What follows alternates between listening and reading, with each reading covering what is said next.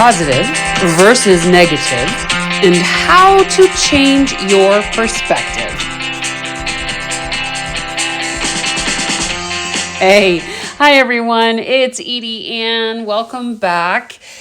Ever wonder what makes some people just naturally optimistic while there's others that seem kind of stuck in that negative rut? Well, it might have something to do with this thing I talk often about. It's a tiny but mighty part of our brain in the brainstem called the reticular activating system. RAS for short. Now listen, I'm not an expert at brains, but I have studied quite a bit about this, and I really want to dive deeper into this if we can. Why do some people naturally exude optimism while there are others out there that tend to lean towards negativity? One of the ways people stay positive is by saying daily affirmations. And guess what? I have something new for you. Since you are here and taking time to support this podcast, I have something free for you.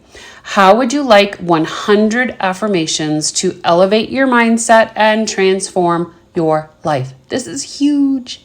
100 affirmations to help you stay focused on the good stuff. All right, all you have to do is text the word affirm, AFFIRM, to 207-515-8144.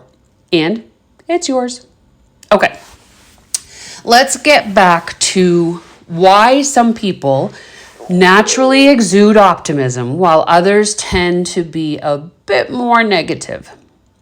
Okay, one of the things is genetics and biology.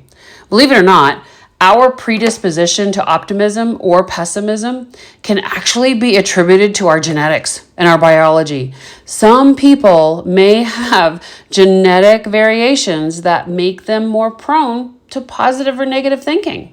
Also, differences in brain chemistry and neurotransmitter levels, such as the levels of serotonin, dopamine that we have, those can influence our overall mood and outlook on life. If those levels are low, then you may find yourself more negative. All right, how about early life experiences? Our upbringing and early life experiences can actually play a significant role in shaping our mindset. Children who grow up in nurturing and supportive environments, they tend to develop a more positive outlook, whereas those who experience trauma or adversity can adapt a more negative perspective.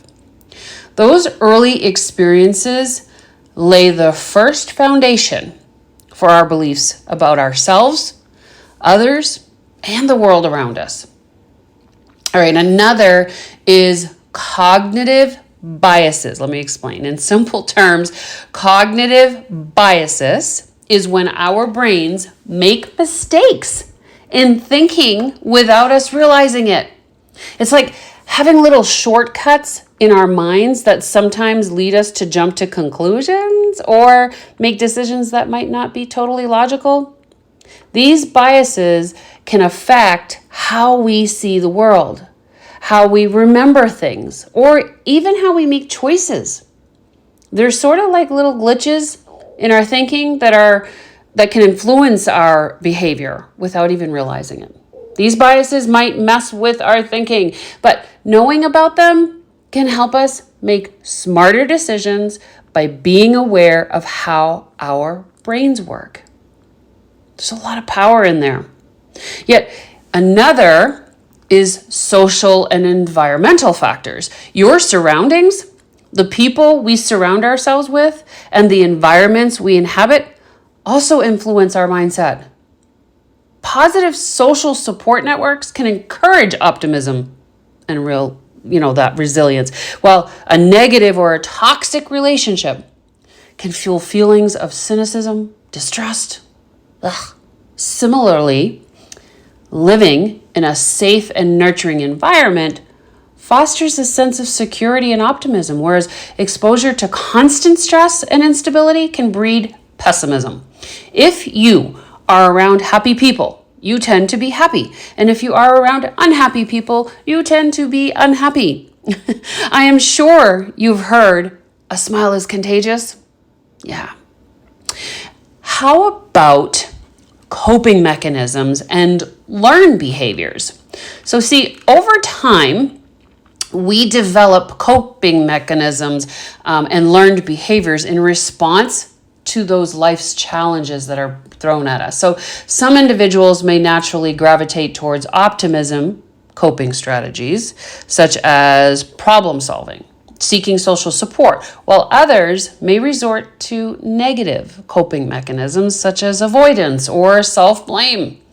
These learned behaviors can become ingrained patterns that shape our overall outlook on life. And a lot of these can come from early life experiences, right? Lastly, mindset and self-perception. Our mindset and self-perception play a crucial role in shaping our overall outlook on life. Individuals with a growth mindset tend to view challenges as opportunities for growth and learning, right? Leading to a more optimistic outlook. Alternately, those with a fixed mindset might perceive setbacks as evidence of their inabilities and shortcomings, right? Leading to a much more negative outlook.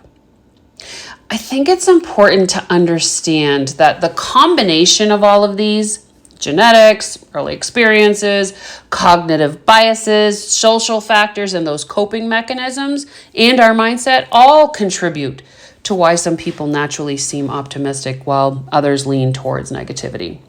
While these factors could influence our initial disposition, it's really important to recognize that our mindset is not permanent and can be cultivated and nurtured over time through intentional effort and self-awareness. By understanding the underlying factors that shape our outlook, we can actually take steps towards cultivating a more positive and resilient mindset. Hey, I hope today's podcast sheds some light on how we think and how we absorb our surroundings. It's your choice. We really do have a choice. You have the means to focus on the positivity and flip the script on negativity. So, until next time, my friends, shine bright.